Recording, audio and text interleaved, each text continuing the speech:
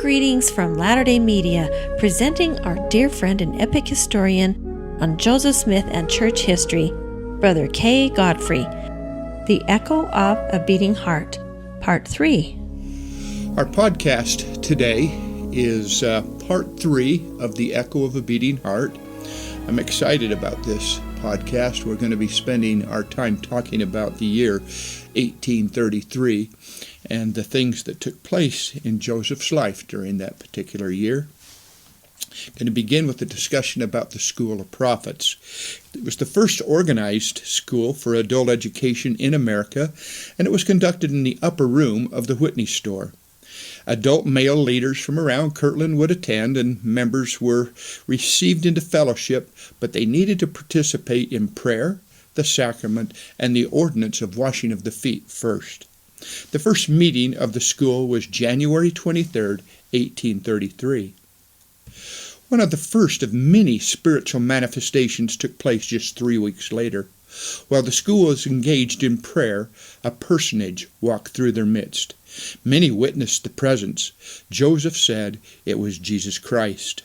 The school resumed prayer when another personage was seen. This one was consumed in great brightness, and Joseph said this was God the Father himself. He then said, quote, "You are now prepared to be apostles of Jesus Christ, for you have seen both the Father and Son, and know that they exist." Joseph's time was spent in instruction in the School of Prophets and in the completion of the translation of the New Testament. New Testament was finished on February 3rd, 1833. The Old Testament translation would be finished by July 2nd, 1833. The Joseph Smith translation of the Bible, however, was never published during Joseph's lifetime. Emma found herself caring for her 2 children and cleaning up after those who attended the School of Prophets. It seems that 22 of the 24 members used tobacco. Emma was a member of the Kirkland Temperance Society, a group of saints who opposed the use of alcohol, tobacco, and the consumption of meat. And she was often heard saying, and I quote, "It would be a good thing if we had a revelation that declared the use of tobacco a sin."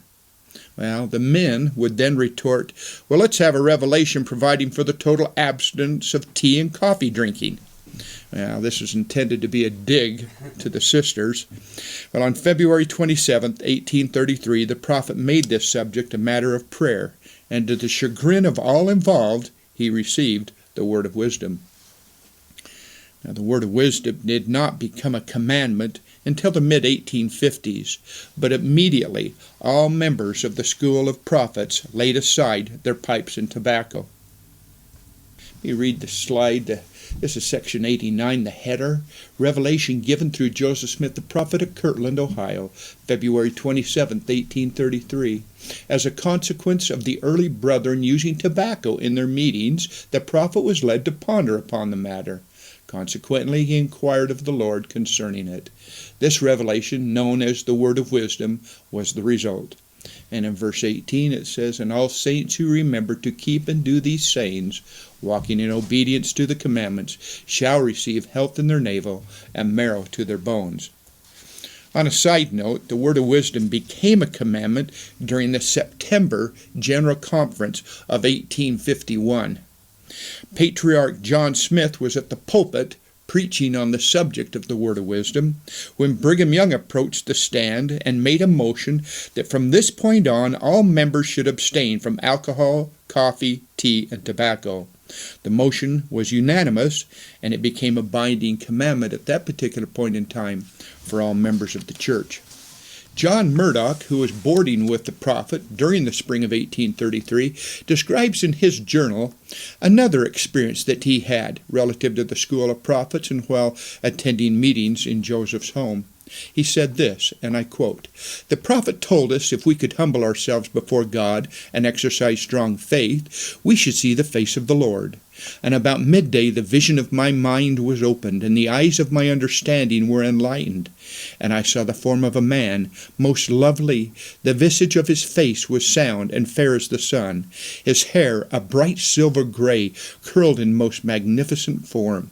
His eyes a keen penetrating blue, and the skin of his neck a most beautiful white. And he was covered from the neck to the feet with a loose garment, pure white, whiter than any garment I have ever before seen. His countenance was most penetrating, and yet most lovely. And while I was endeavoring to comprehend the whole personage from head to foot, it slipped from me, and the vision was closed. But it left on my mind the expression of love for months and months that I never felt before to that degree. Another spiritual manifestation occurring in the upper room of the Whitney store was on March 18, 1833. On this occasion, the prophet is going to give the keys of the kingdom to Sidney Rigdon and Frederick G. Williams, and he's going to formally organize the first presidency. Many of the brethren at that time saw a heavenly vision of the Savior and concourses of angels. And on that same day, one of the most influential would-be apostates was ordained an elder. This man's name is Philastus Hulbert.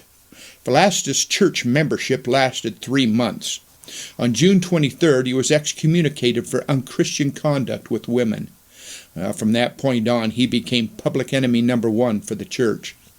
With his image tarnished, Philastus sought out the assistance of the editor of the Painesville Telegraph. This guy's name is Eber D. Howe. And together, they became the driving force for the production of a number of anti-Mormon articles, such as the Spalding Theory, or Mormonism Unveiled. They also authored a collection of more than 100 defamatory affidavits against the prophet. In introducing the Spalding manuscript theory as the source of the Book of Mormon, they became greatly disappointed when they actually located the actual Spalding manuscript, and making the comparison with the Book of Mormon, found no similarities at all. Well, so naturally they presumed that a second manuscript must exist. After all, they needed to perpetuate their belief. Well, today the Solomon Spalding manuscript resides in the Archives Department of the Oberlin College in Amherst, Ohio. In May of 1833, the issues of Temple surfaced. The saints had been chastened and told to begin construction of the Kirkland Temple. On June the 3rd, 1833, a council of high priests convened at Kirkland to discuss the building of a small temple. In the council, Joseph requested that each of the brethren give their views with regards to the building of the temple. They all complied with this request. Some were in favor of a building, perhaps a frame home. Others wanted a log house. Joseph then reminded the brethren, and I quote, "We are not building a house for a man, but for God. And shall we build a house for God out of logs? No, I have a better plan for the house of the Lord. It was given to myself, and you will soon see his idea of this thing." Joseph then told of a vision received by the first presidency of the church, Joseph and Sidney and Frederick G. Williams. In this vision, they all saw, quote, "a model of the building appeared within viewing distance. After we had taken a look at the exterior, the building seemed to come down right over us. This is the building we will build." I have an architectural rendering of the Kirkland Temple here that's kind of fascinating. It shows the breadth, the length, the dimensions of the temple, the kinds of architectural patterning that would be used for pulpits and windows and various kinds of things. We'll make sure that this gets put online so you can take a look at this. But this is apparently the building that came down over the top of the first presidency of the church, where they got a chance to view and see exterior plus its interior. The temple was to be built under the direction of Artemus Millet of Canada. Now, a nephew of Mr. Millet tells the story. It's kind of a unique story. Artemus was not a member of the church at the time, and Brigham Young was told or challenged by Joseph to go to Canada, find Artemus Millet, baptize him, secure $1,000 for temple building from him, and then bring him to build the temple. Well, later Artemis did arrive in Kirtland, and he did assist in coordinating the construction of the temple. The lot the temple would be built on was purchased from Peter French.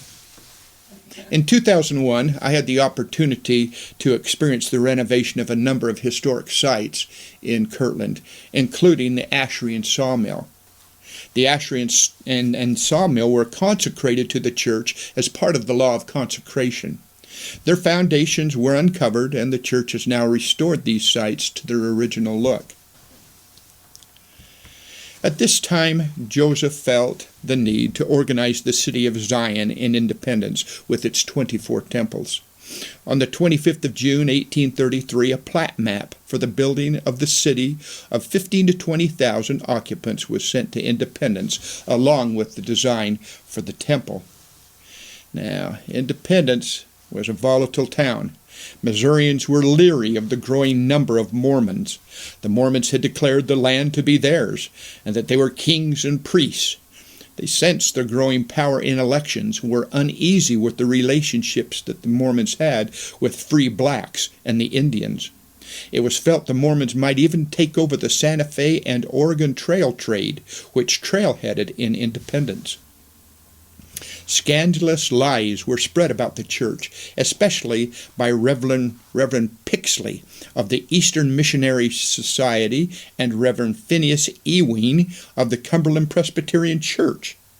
These folks wrote in local newspapers, gave speeches, and even went door to door preaching against the saints.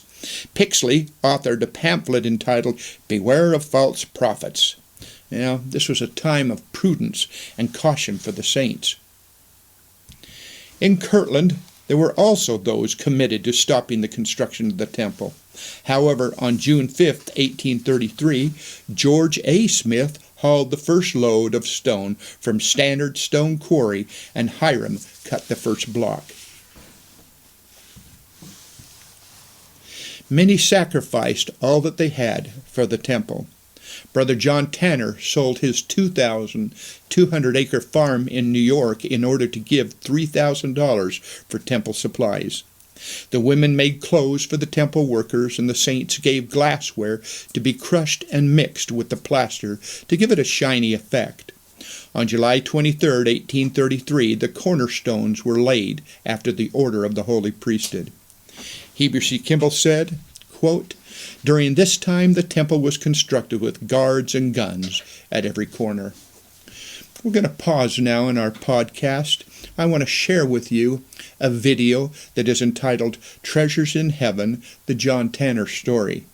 John Tanner is my 13th cousin, and you'll see in this video his dedication to the construction of the Kirkland Temple.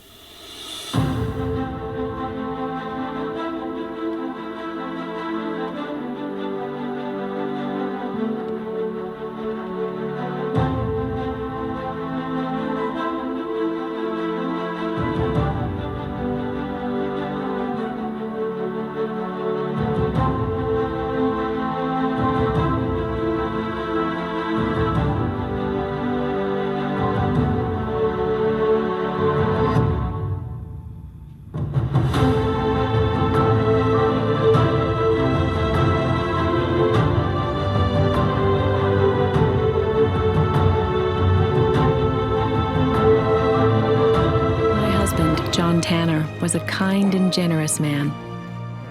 He was also a self-made wealthy man. But all his money could not save him. 7 revered physicians examined his diseased leg, and each brought unwelcome news. John, this canker will soon overtake you. The leg cannot be saved. The leg must be amputated or you will die.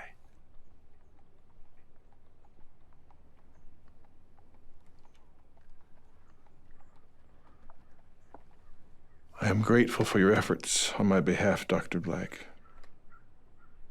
But the leg and I came into this world together, and together we shall depart it. John, to be obstinate... Thank you, Doctor. But the leg and I will now be leaving. Keep it dry, please.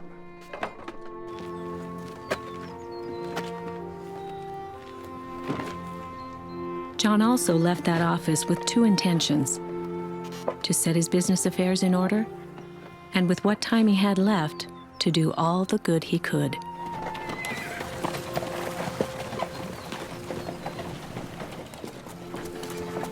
The opportunity came through a notice.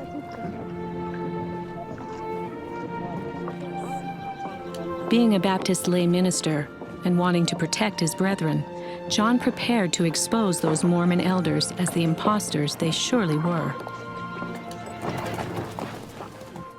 I know that God has once again sent heavenly messengers to the earth, and that he has called a prophet, Joseph Smith, to reveal the words of the ancient prophets.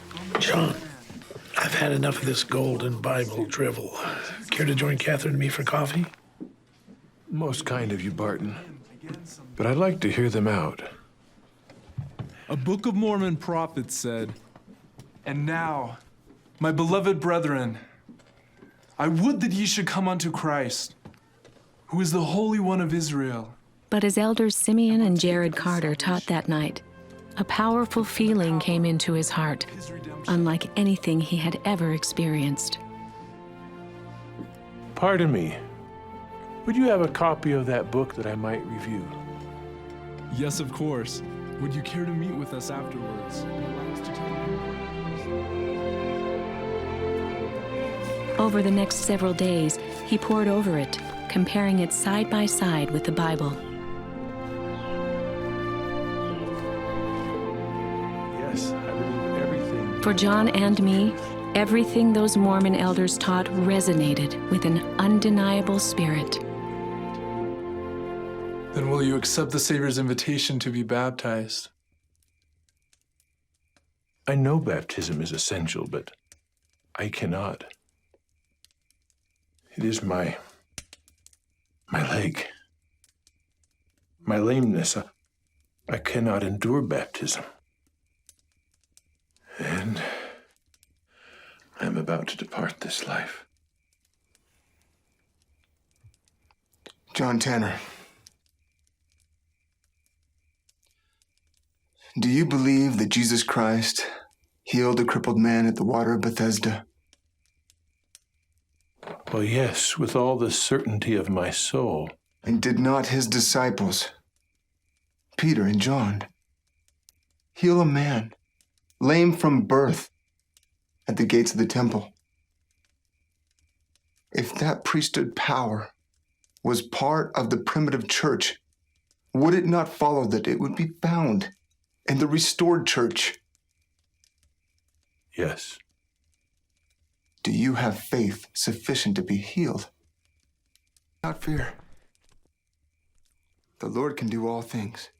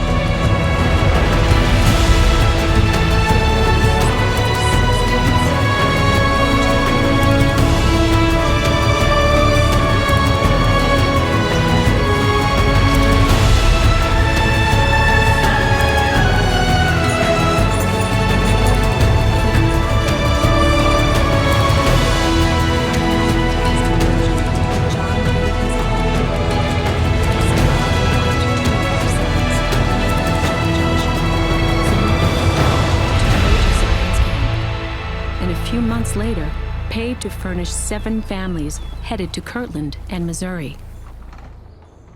John, Elizabeth, this is not a commandment, but it is a word of wisdom. But John Tanner's story is not only about what he gave, but also about what he gave up. The day the word of wisdom was made known to him, he quit the use of alcohol, tobacco, coffee, and tea, and never used them again. Barton, it is so good to have you in our home. Well, it was nice of John to have me over for coffee. Now all you need is a friend who's sworn off cream and sugar.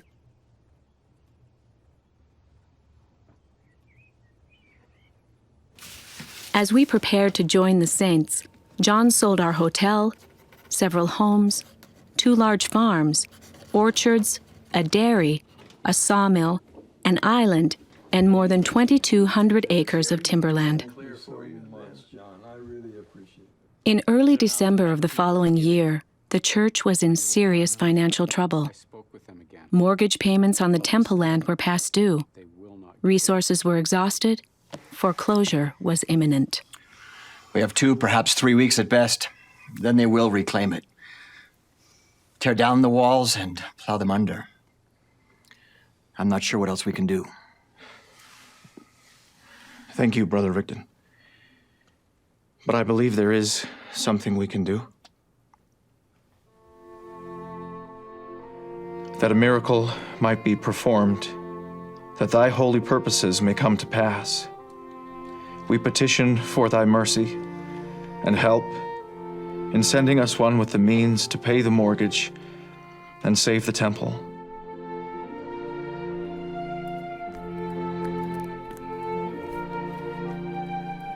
Are you ill?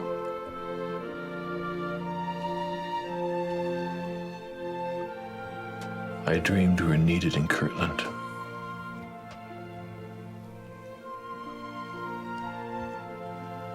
When shall we leave? Immediately.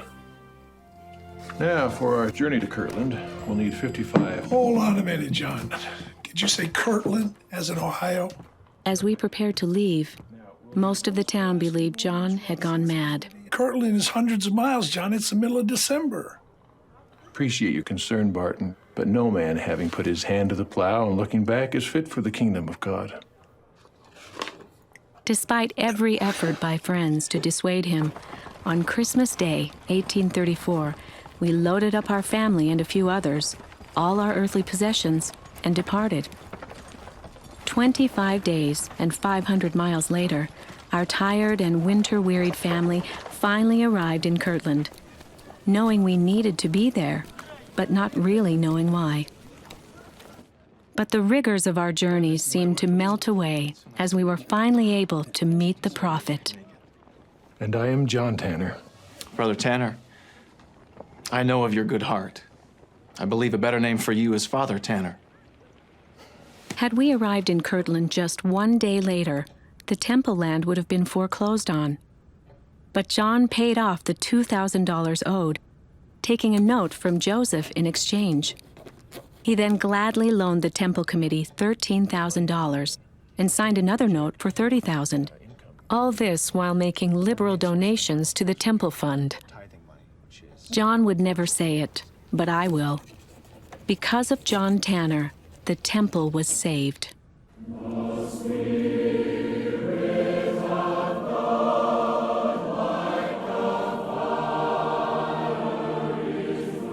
When the temple was completed, we were blessed to participate in its dedication. Miracles occurred not just inside that hallowed building, but outside as well. During a later session, our son Myron beckoned me to come and see angels standing on the temple roof. It was a heavenly manifestation never to be forgotten.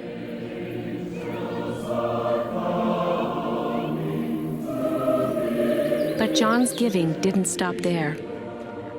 He invested hard cash in an attempt to shore up the troubled church-sponsored bank. Despite his sacrifice, the Kirkland Safety Society closed its doors in November 1837. And with it went the last of John's fortune. unfazed, he was determined to follow the prophet, and we embarked on the 1,000-mile journey to Missouri with 9 of our children. I paid my obligations and was then left with one old broken-down horse, an old wagon, and $7.50.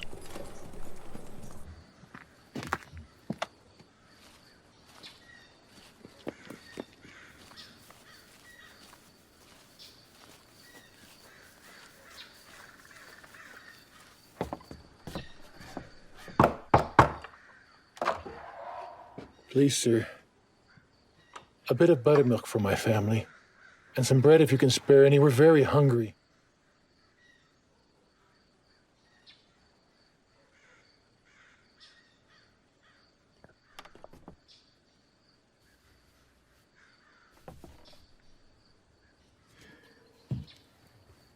Good day, son. And what is your name? Joseph Smith Tanner.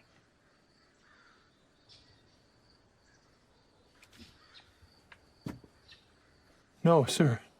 I beg of you.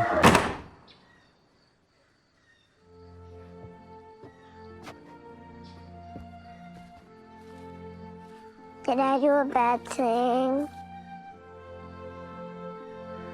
No. You said your name just perfectly. In only 3 years, we had gone from vast wealth to begging for our bread. Then, our precious daughter, Philomelia, succumbed to sickness and hardship and died on the trail.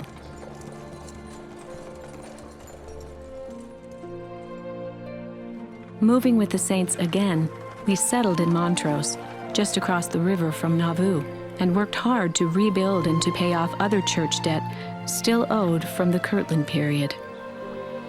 My brothers and sisters, the following brethren have been called to serve missions: Parley P. Pratt, Brigham Young, John Tanner, Wilford Woodruff. Then, at the April Conference of 1844, he was called on a mission to the eastern states. With his typical unwavering faith, he immediately prepared to leave. Lyman White.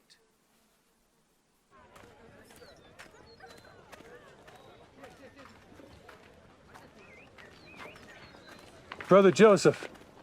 Father Tanner. I leave today for my mission.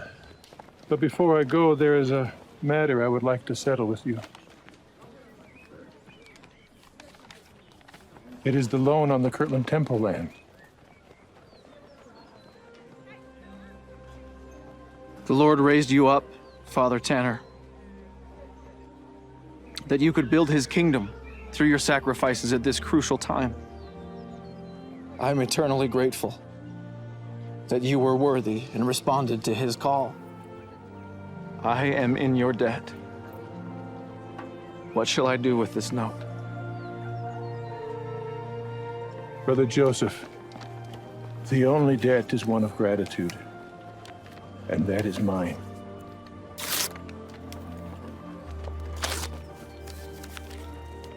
God bless you, Father Tanner. Your children shall never again beg for bread.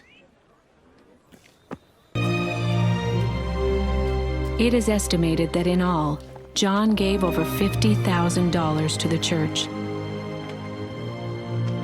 He had found the pearl of great price and did not bother about the cost.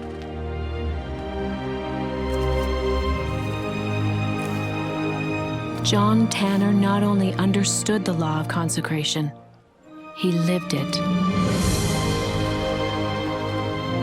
Father Tanner!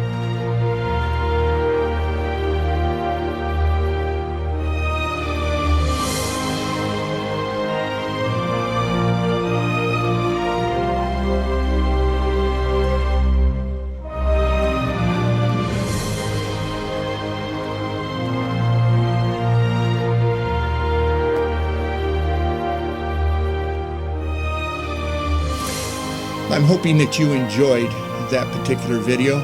It really does tell the tale of a man who gave all that he had for the construction of the temple. The conditions in Independence degenerated quickly, in part due to an article which appeared in the Evening and Morning Star, our Missouri Independence newspaper. The article was entitled "Free People of Color." It was an invitation for free people of color to join with the saints. This was interpreted to be an open invitation for freed slaves to immigrate to Missouri, which was pretty much a slave state.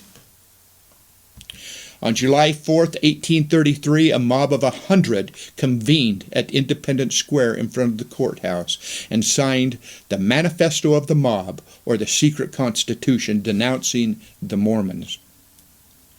On Saturday, July 20th, 450 disgruntled citizens met and demanded that the saints leave the county.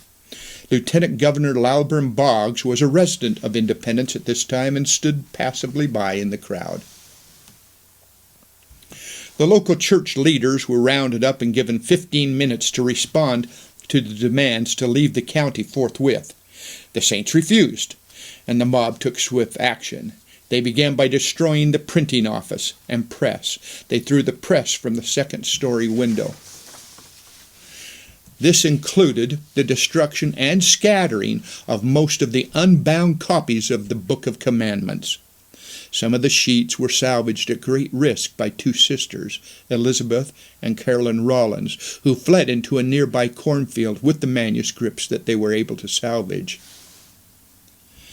Today, it is estimated that only 20 or so of the nearly 3,000 copies of the book survived. The surviving copies are incomplete and end with section 64, verse 36. The mob then dragged Bishop Edward Partridge and Charles Allen into the square, tarring and feathering them. They then broke into the nearby Gilbert and Whitney store and scattered the goods into the street. 3 days later, the mob returned again, this time with whips and guns. Edward Partridge, Isaac Morley, John Correll, John Whitmer, W. Phelps, and Sidney Rigdon offered their lives as a ransom to the mob. The mob gave them until April 1st to be out of the county. Well, being in a defenseless situation, the saints agreed to the demands. I want to take a moment on this particular slide, which depicts, for those of you that don't have the video, a plaque put into the cement.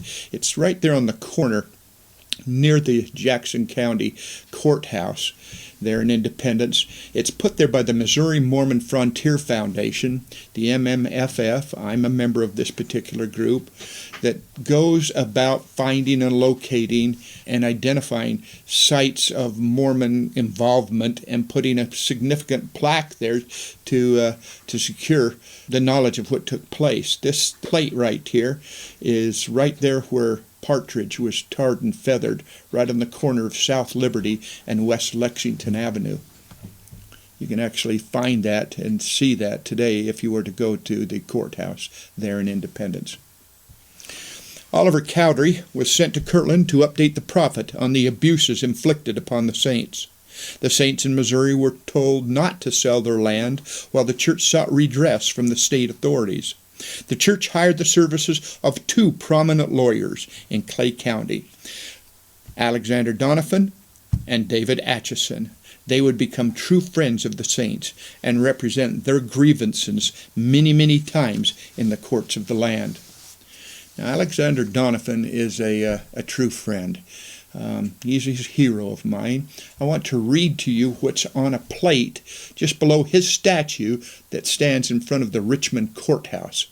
It says, Colonel Donovan was of immense stature, noble appearance, brilliant parts, fearless, of great moral courage, sanguine, faithful, just, poetic in temperament, the champion of the downtrodden, eloquent beyond description, and without a doubt entitled to be classed among the greatest orators and lawyers that ever lived.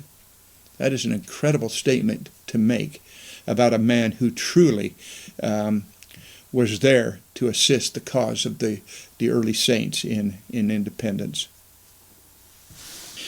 As the church proceeded with its legal battles, the written word continued from Kirkland, where a new press was located. Such newspapers as the Latter-day Saints Latter-day Saint Messenger and Advocate, the Elder's Journal, and the Northern Times were all published in Kirtland. Education was continued in Stride. Parley P. Pratt was called to preside over the School of Elders, a class of 60. The lectures on faith were given by the prophet and then used by missionaries throughout the land. Bishop Partridge was set apart as the presiding authority of the church in Missouri and given the assistance of 10 high priests who were to preside over the 10 branches of the Missouri church. On October the 5th, the prophet and Sidney Rigdon went on a mission to Canada, seeking financial support for the church, and the prophet sailed from Ashtabula.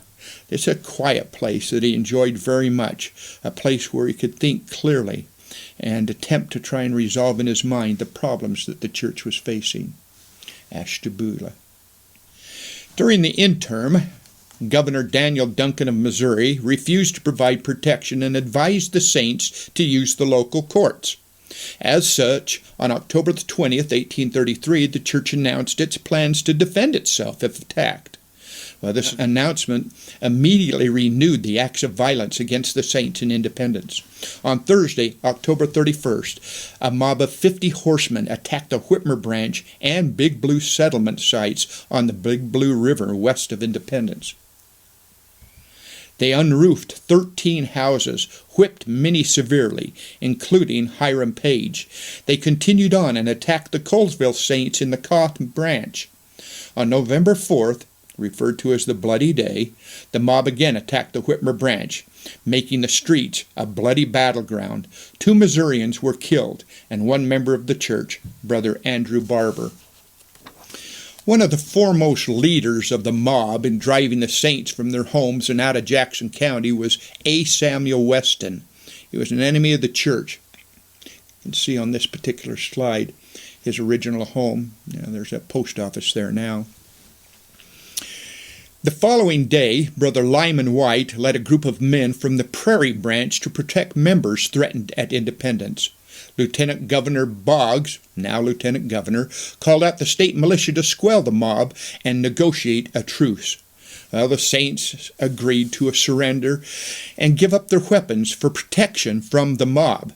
However, no sooner had the saints relinquished their weapons when the troops joined the mob in a general assault against them.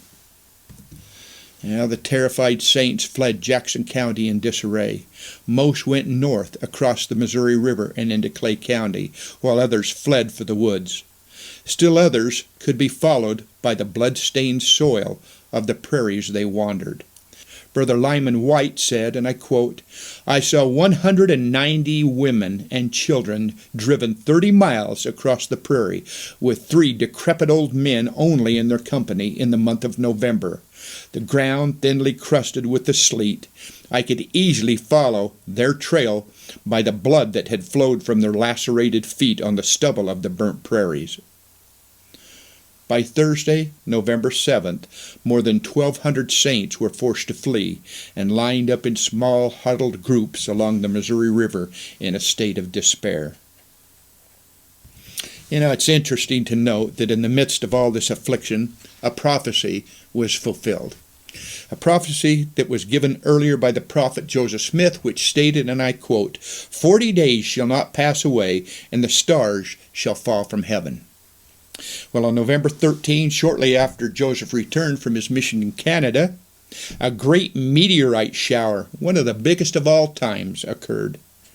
The prophet was being watched by the mob because of this particular prophecy. It was a source of great strength to the struggling saints to see their prophet vindicated and to know their Heavenly Father was still watching over them. On November 25th, Orson Hyde returned to Kirtland with the pitiful tale of the saints' plight in Jackson County. In response to the action taken against the saints, the Missouri State Attorney General suggested that the saints form a military unit to protect themselves in returning to their homes. With this intent, Zion's Camp would later be formed in May of 1834. Well, the saints crossed the Missouri River and found some relief from their travails with the good people of Clay County who took pity on them. For a moment, there was peace. Liberty, Missouri, in Clay County became the new headquarters for the Saints of Missouri. And despite their afflictions, the church pressed forward. Joseph's father, Joseph Smith Sr., was called in December to be the first Church Patriarch. And thus ended 1833, one of the most trying years for the prophet Joseph Smith. The echo of a beating heart was growing faint. Join me next time as we pick up our podcast, continuing 1834 and on in Kirkland. Thank you for joining me. This Come Follow Me video series is a bonus resource to enhance your appreciation of the prophet Joseph Smith with little-known facts and research about American and church history. Thank you for listening today and for sharing this ComeFollowMe2021.com website. We sure appreciate those who have been contributing on our Patreon page under Latter-day Media. We'll have a link in the show notes, and we would love to invite more to help support this work. To contact Kay, email him at footstepsofjoseph@gmail.com.